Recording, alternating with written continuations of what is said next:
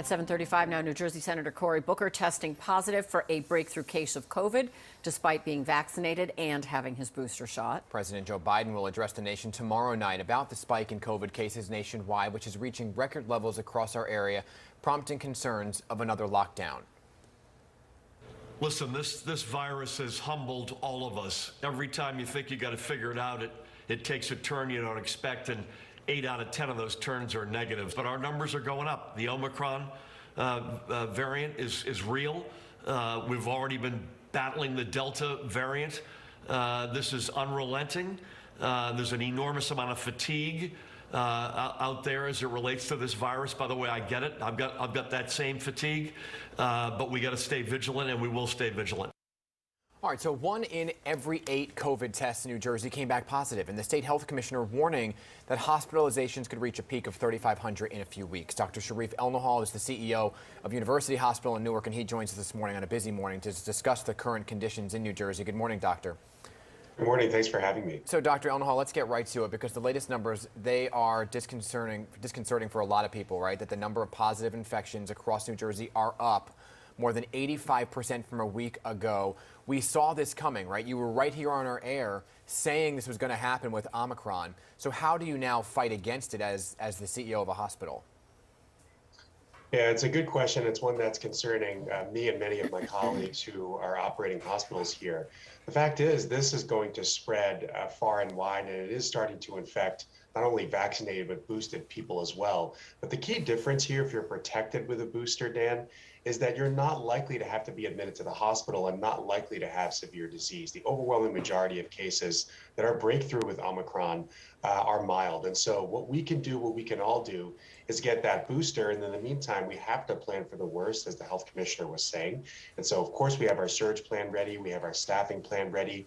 And we have everything in between in terms of PPE, but we hope we don't have to get there. And I do think this is preventable in terms of a hospital surge if everybody just gets that booster.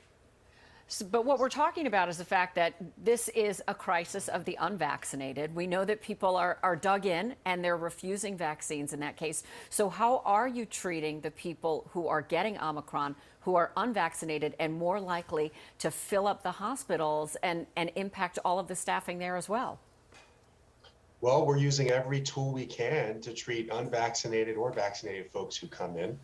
We know a lot more about this disease now than before, and the good news is that the length of stay in the hospital seems to be reduced with Omicron, and the need for ICU care and ventilator care overall is lower. However, that's not necessarily the case if you're unvaccinated. Right. In fact, the Imperial College of London came out with a study just over the weekend that says this is not necessarily less severe in completely unvaccinated people, which is very, very concerning for them. Okay, so here's the thing, right? Let's put some of the rumors and myths to bed this morning, right? Because people are waking up this morning. I've got the text messages.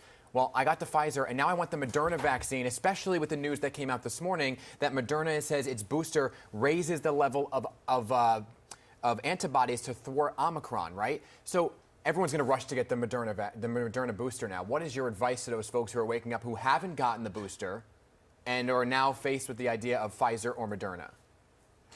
Well, it's certainly great news from Moderna that there are Omicron-specific antibodies that multiply manyfold when you get a booster as opposed to just getting the first 2 shots. The good news is that Pfizer actually also released similar data just a couple of weeks ago that said the same thing, that you don't really have any or little specific antibodies to Omicron with 2 shots, but after that 3rd shot, you really do. And so both of our mRNA vaccines, if you get that booster, seem to be pretty protective against Omicron. Even if you get it, you're not likely to get severe disease. So please just get a booster. It doesn't matter which one, you'll be much more protected. Good.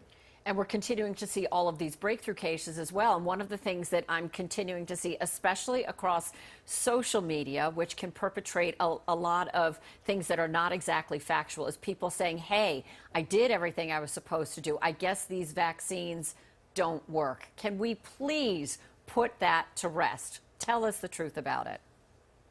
Well, that depends on your definition of it working. Yeah. Working, in my view, is preventing severe disease, hospitalization, and death. And we know that boosted folks, especially when it comes to Omicron, are much, much more protected on that. There's data out of South Africa, UK, emerging data here, right in this country. And we're seeing it every day in our hospitals. So that's not true that they don't work.